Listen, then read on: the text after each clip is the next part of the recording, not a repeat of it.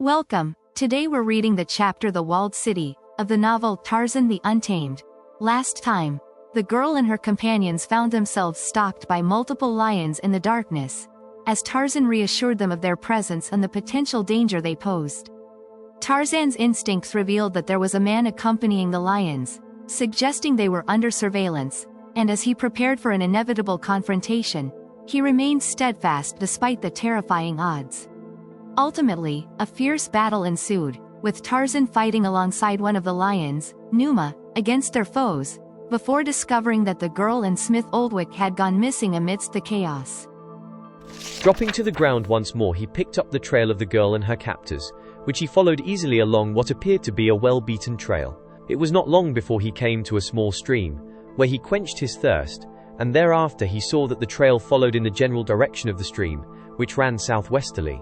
Here and there were cross trails and others, which joined the main avenue, and always upon each of them were the tracks and scent of the great cats, of Numa, the lion, and Sheeta the panther. With the exception of a few small rodents, there appeared to be no other wildlife on the surface of the valley. There was no indication of Bara, the deer, or Horta, the boar, or of Gorgo, the buffalo, Buto, Tantor, or Duro. Hista, the snake, was there. He saw him in the trees in greater numbers than he ever had seen Hista before. And once beside a reedy pool, he caught a scent that could have belonged to none other than Gimla the crocodile. But upon none of these did the Tarmangani care to feed. And so, as he craved meat, he turned his attention to the birds above him. His assailant of the night before had not disarmed him. Either in the darkness and the rush of the charging lions the human foe had overlooked him, or else they had considered him dead. But whatever the reason, he still retained his weapons, his spear and his long knife, his bow and arrows, and his grass rope. Fitting a shaft to his bow, Tarzan awaited an opportunity to bring down one of the larger birds, and when the opportunity finally presented itself, he drove the arrow straight to its mark. As the gaily plumaged creature fluttered to earth its companions, and the little monkeys set up a most terrific chorus of wails and screaming protests, the whole forest became suddenly a babel of hoarse screams and shrill shrieks. Tarzan would not have been surprised had one or two birds in the immediate vicinity given voice to terror as they fled. But that the whole life of the jungle should set up so weird a protest filled him with disgust. It was an angry face that he turned up toward the monkeys and the birds, as there suddenly stirred within him a savage inclination to voice his displeasure, and his answer to what he considered their challenge. And so it was that there broke upon this jungle for the first time Tarzan's hideous scream of victory and challenge. The effect upon the creatures above him was instantaneous. Where before the air had trembled to the din of their voices, now utter silence reigned, and a moment later the ape-man was alone with his puny kill. The silence following so closely the previous tumult carried a sinister impression to the ape-man, which still further aroused his anger. Picking the bird from where it had fallen, he withdrew his arrow from the body and returned it to his quiver. Then with his knife he quickly and deftly removed the skin and feathers together. He ate angrily, growling as though actually menaced by a nearby foe, and perhaps, too, his growls were partially induced by the fact that he did not care for the flesh of birds. Better this, however, than nothing, and from what his senses had told him there was no flesh in the vicinity, such as he was accustomed to and cared most for. How he would have enjoyed a juicy haunch from Paco, the zebra, or a steak from the loin of Gorgo, the buffalo. The very thought made his mouth water, and increased his resentment against this unnatural forest that harbored no such delicious quarry. He had but partially consumed his kill, when he suddenly became aware of a movement in the brush, at no great distance from him and downwind, and a moment later his nostrils picked up the scent of Numa from the opposite direction, and then upon either side he caught the fall of padded feet and the brushing of bodies against leafy branches. The ape-man smiled. What stupid creature did they think him, to be surprised by such clumsy stalkers? Gradually, the sounds and scents indicated that lions were moving upon him from all directions, that he was in the center of a steadily converging circle of beasts. Evidently they were so sure of their prey that they were making no effort towards stealth, for he heard twigs crack beneath their feet, and the brushing of their bodies against the vegetation through which they forced their way. He wondered what could have brought them. It seemed unreasonable to believe that the cries of the birds and the monkeys should have summoned them, and yet, if not, it was indeed a remarkable coincidence. His judgment told him that the death of a single bird in this forest, which teemed with birds, could scarce be of sufficient moment to warrant that which followed. Yet even in the face of reason and past experience, he found that the whole affair perplexed him. He stood in the center of the trail, awaiting the coming of the lions, and wondering what would be the method of their attack, or if they would indeed attack. Presently, a maned lion came into view along the trail below him. At sight of him, the lion halted. The beast was similar to those that had attacked him earlier in the day, a trifle larger and a trifle darker than the lions of his native jungles, but neither so large nor so black as Numa of the pit. Presently he distinguished the outlines of other lions in the surrounding brush and among the trees. Each of them halted as it came within sight of the ape-man, and there they stood regarding him in silence. Tarzan wondered how long it would be before they charged, and while he waited he resumed his feeding, though with every sense constantly alert. One by one the lions lay down, but always their faces were toward him and their eyes upon him. There had been no growling, and no roaring, just the quiet drawing of the silent circle about him. It was all so entirely foreign to anything that Tarzan ever before had seen lions do that it irritated him, so that presently, having finished his repast, he fell to making insulting remarks to first one and then another of the lions, after the habit he had learned from the apes of his childhood. Dango, eater of carrion, he called them, and he compared them most unfavorably with Hista, the snake, the most loathed and repulsive creature of the jungle. Finally he threw handfuls of earth at them, and bits of broken twigs, and then the lions growled and bared their fangs, but none of them advanced. Cowards, Tarzan taunted them. Numa with a heart of Bara, the deer. He told them who he was, and after the manner of the jungle folk he boasted as to the horrible things he would do to them, but the lions only lay and watched him. It must have been a half hour after their coming that Tarzan caught in the distance along the trail the sound of footsteps approaching. They were the footsteps of a creature who walked upon two legs, and though Tarzan could catch no scent spoor from that direction, he knew that a man was approaching. Nor had he long to wait before his judgment was confirmed by the appearance of a man who halted in the trail directly behind the first lion that Tarzan had seen. At sight of the newcomer, the ape-man realized that here was one similar to those who had given off the unfamiliar scent spoor that he had detected the previous night, and he saw that not only in the matter of scent did the man differ from other human beings with whom Tarzan was familiar. The fellow was strongly built with skin of a leathery appearance, like parchment yellowed with age. His hair, which was coal black and 3 or 4 inches in length, grew out stiffly at right angles to his scalp. His eyes were close set, and the irises densely black and very small, so that the white of the eyeball showed around them. The man's face was smooth, except for a few straggly hairs on his chin and upper lip. The nose was aquiline and fine, but the hair grew so far down on the forehead as to suggest a very low and brutal type. The upper lip was short and fine, while the lower lip was rather heavy and inclined to be pendulous, the chin being equally weak. Altogether the face carried the suggestion of a once strong and handsome countenance, entirely altered by physical violence or by degraded habits and thoughts. The man's arms were long, though not abnormally so, while his legs were short, though straight. He was clothed in tight-fitting nether garments and a loose, sleeveless tunic that fell just below his hips, while his feet were shod in soft-soled sandals, the wrappings of which extended halfway to his knees, closely resembling a modern spiral military legging. He carried a short, heavy spear, and at his side swung a weapon that at first so astonished the ape-man that he could scarcely believe the evidence of his senses, a heavy saber in a leather-covered scabbard. The man's tunic appeared to have been fabricated upon a loom. It was certainly not made of skins, while the garments that covered his legs were quite as evidently made from the hides of rodents. Tarzan noted the utter unconcern with which the man approached the lions, and the equal indifference of Numa to him. The fellow paused for a moment as though appraising the ape-man, and then pushed on past the lions, brushing against the tawny hide as he passed him in the trail.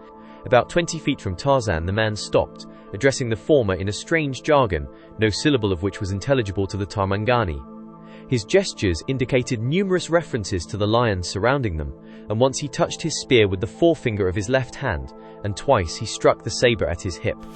While he spoke, Tarzan studied the fellow closely, with the result that there fastened itself upon his mind a strange conviction that the man who addressed him was what might only be described as a rational maniac. As the thought came to the ape-man, he could not but smile, so paradoxical the description seemed.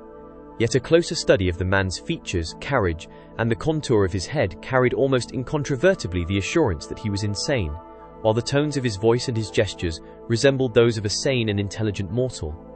Presently the man had concluded his speech and appeared to be waiting questioningly Tarzan's reply. The ape-man spoke to the other first in the language of the great apes, but he soon saw that the words carried no conviction to his listener.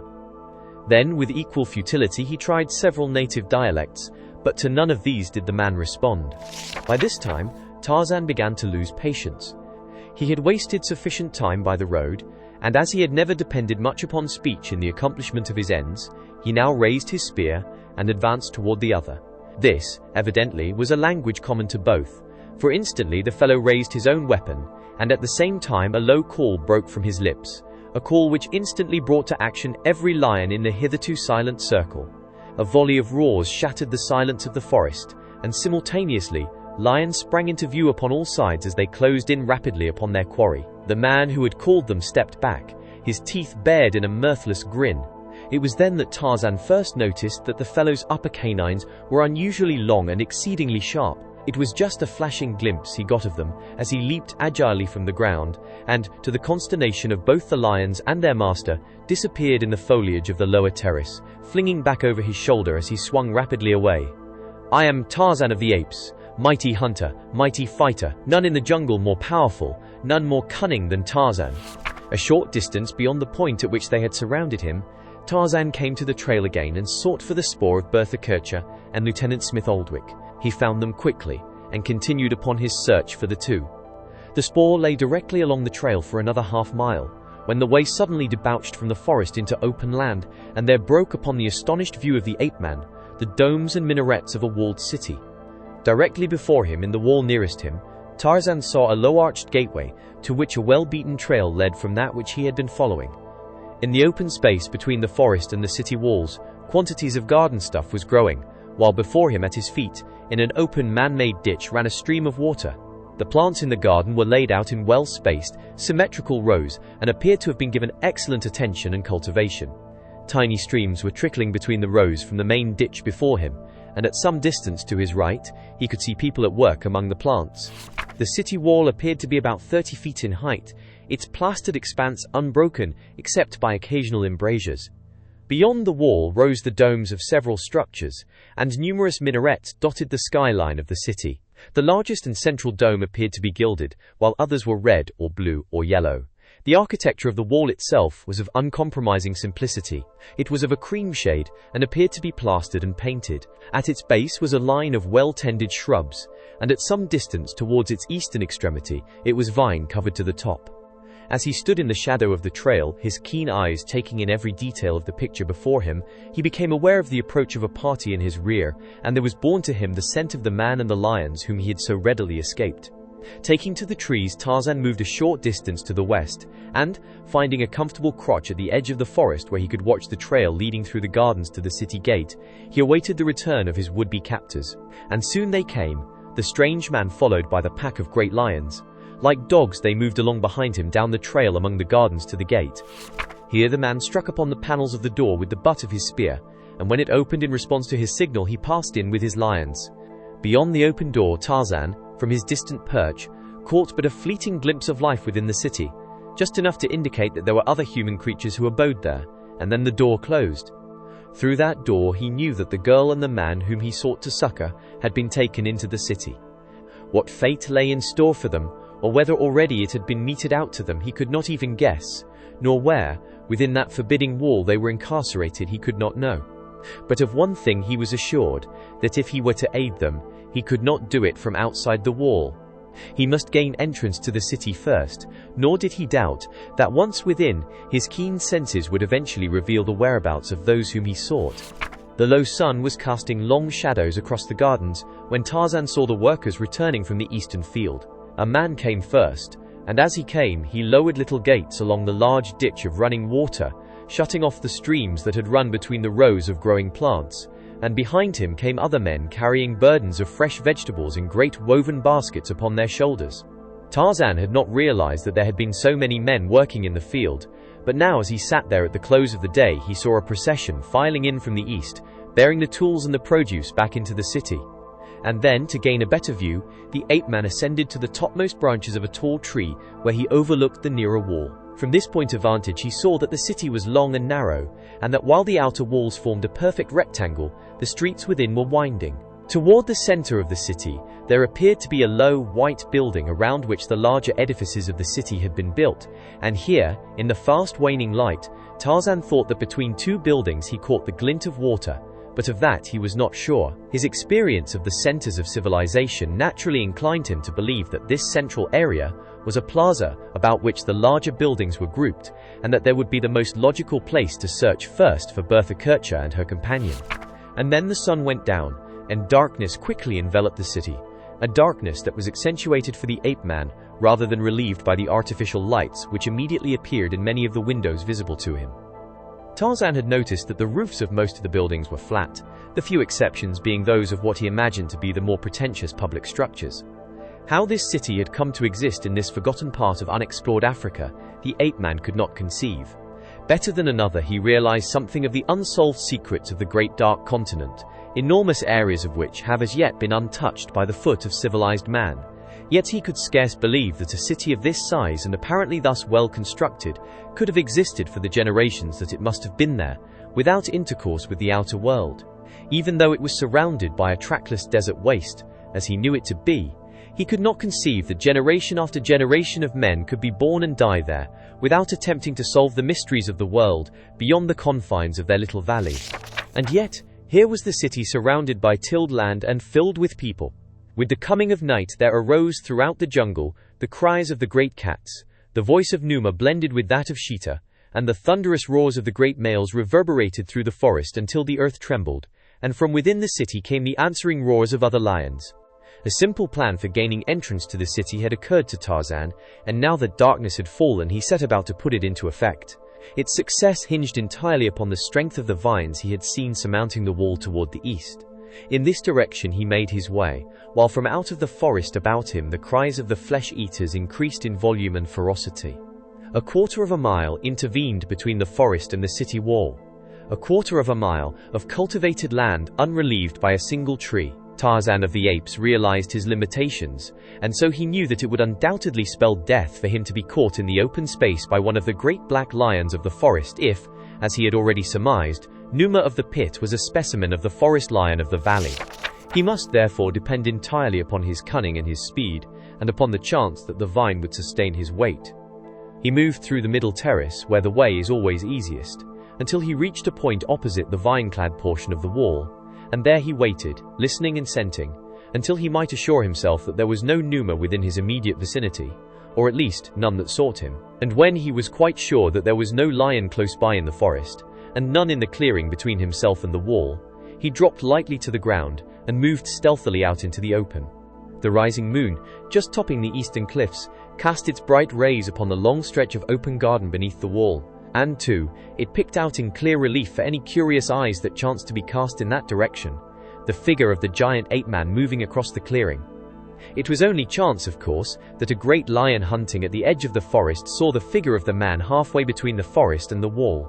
Suddenly there broke upon Tarzan's ears a menacing sound. It was not the roar of a hungry lion, but the roar of a lion in rage, and as he glanced back in the direction from which the sound came, he saw a huge beast moving out from the shadow of the forest toward him. Even in the moonlight, and at a distance, Tarzan saw that the lion was huge, that it was indeed another of the black-maned monsters, similar to Numa of the Pit. For an instant he was impelled to turn and fight, but at the same time the thought of the helpless girl imprisoned in the city flashed through his brain and, without an instant's hesitation, Tarzan of the Apes wheeled and ran for the wall. Then it was that Numa charged. Numa, the lion, can run swiftly for a short distance, but he lacks endurance. For the period of an ordinary charge, he can cover the ground with greater rapidity, possibly, than any other creature in the world. Tarzan, on the other hand, could run at great speed for long distances, though never as rapidly as Numa when the latter charged. The question of his fate, then, rested upon whether with his start he could elude Numa for a few seconds, and if so, if the lion would then have sufficient stamina remaining to pursue him at a reduced gait for the balance of the distance to the wall. Never before, perhaps, was staged a more thrilling race, and yet it was run with only the moon and stars to see. Alone and in silence, the two beasts sped across the moonlit clearing. Numa gained with appalling rapidity upon the fleeing man, yet at every bound Tarzan was nearer to the vine-clad wall. Once the ape-man glanced back, Numa was so close upon him that it seemed inevitable that at the next bound he should drag him down. So close was he that the ape-man drew his knife as he ran, that he might at least give a good account of himself in the last moments of his life. But Numa had reached the limit of his speed and endurance. Gradually he dropped behind, but he did not give up the pursuit, and now Tarzan realized how much hinged upon the strength of the untested vines. If at the inception of the race Only Goro and the stars had looked down upon the contestants. Such was not the case at its finish, since from an embrasure near the summit of the wall, two close-set black eyes peered down upon the two. Tarzan was a dozen yards ahead of Numa when he reached the wall. There was no time to stop and institute a search for sturdy stems and safe handholds. His fate was in the hands of chance, and with the realization he gave a final spurt and running cat-like up the side of the wall among the vines, sought with his hands for something that would sustain his weight. Below him, Numa leaped also. Did you enjoy today's chapter of Tarzan the Untamed? Why not subscribe and ring the bell?